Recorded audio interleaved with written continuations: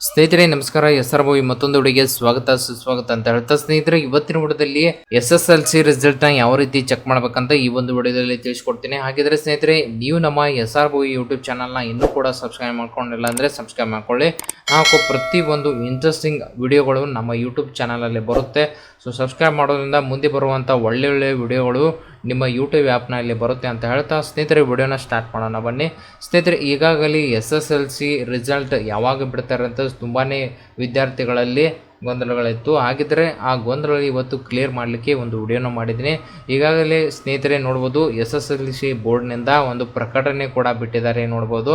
So ಆ ಪ್ರಕಟಣೆ ಅಂದರೆ ನಿನ್ನೆ ದಿನ ಅಂದರೆ 8/5/2024 ಒಂದು ಪ್ರಕಟಣೆ ಬಿಟ್ಟಿದ್ದಾರೆ. ಮಾರ್ಚ್ 2024 SSLC ಪರೀಕ್ಷೆ ಒಂದನ್ನು ದಿನಾಂಕ 25/3/2024 6/4/2024 ನಡೆಸಲಾಗಿತ್ತು ಎಕ್ಸಾಮು.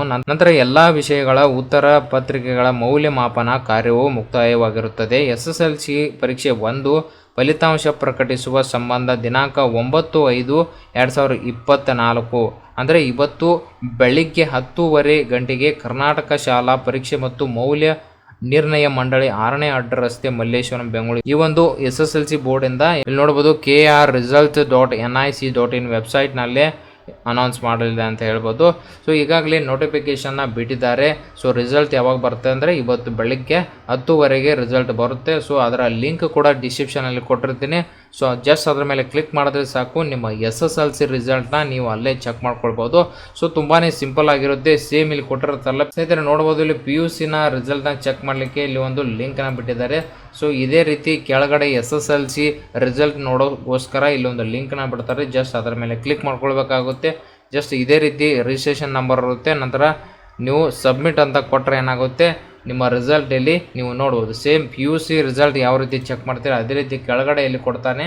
ಸೊ ಇಲ್ಲಿ ಕೆಳಗಡೆ ನೋಡ್ಬೋದು ಒಂದು ಲಿಂಕ್ನ ಇಲ್ಲೇ ಬಿಡ್ತಾನೆ. ಸೊ SSLC ರಿಸಲ್ಟ್ ಇಲ್ಲೇ ಬಿಡ್ತಾರೆ.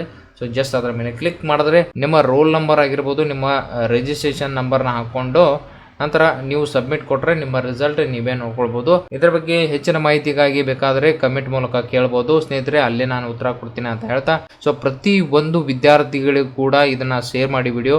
ಸೊ ಯಾವ ರೀತಿ ರಿಸಲ್ಟ್ನ ಚೆಕ್ ಮಾಡ್ಬೇಕಂತ ಅವ್ರಿಗೆ ಸರಿಯಾದ ಮಾಹಿತಿ ಇರಲ್ಲ. ಈ ಒಂದು ವಿಡಿಯೋ ಅವರಿಗೆ ಶೇರ್ ಮಾಡೋ ಮೂಲಕ ಏನಾಗುತ್ತೆ, ಅವರು ಕೂಡ ಈಸಿಯಾಗಿ ಅವರ ರಿಸಲ್ಟ್ನ ನೋಡ್ಕೊಳ್ಬೋದು ಸ್ನೇಹಿತರೆ. ಸೊ ನನಗೂ ಕೂಡ ಏನಾಗುತ್ತೆ, ಮುಂದೆ ಒಳ್ಳೆಯ ವಿಡಿಯೋಗಳ ನಿಮ್ಮಿಂದ ಒಂದು ಮೋಟಿವೇಶನ್ ಕೂಡ ಸಿಗುತ್ತೆ. ಸೊ ಒಳ್ಳೊಳ್ಳೆ ವಿಡಿಯೋಗಳು ಮಾಡಲಿಕ್ಕೆ ನನಗೆ. ಸೊ ಈ ಒಂದು ವಿಡಿಯೋ ನಿಮಗೆ ಇಷ್ಟವಿದ್ದರೆ ಲೈಕ್ ಮಾಡಿ, ಸಬ್ಸ್ಕ್ರೈಬ್ ಮಾಡಿ, ತಪ್ಪದೆ ತಮ್ಮ ಬಂಧು ಮಿತ್ರರಿಗೆ ಶೇರ್ ಮಾಡಿ ಅಂತ ಹೇಳ್ತಾ ಅಲ್ಲಿವರೆಗೆ ಮತ್ತೊಂದು ವಿಡಿಯೋ ಜೊತೆ ಬರ್ತೀನಿ. ಜೈ ಹಿಂದ್, ಜೈ ಕರ್ನಾಟಕ.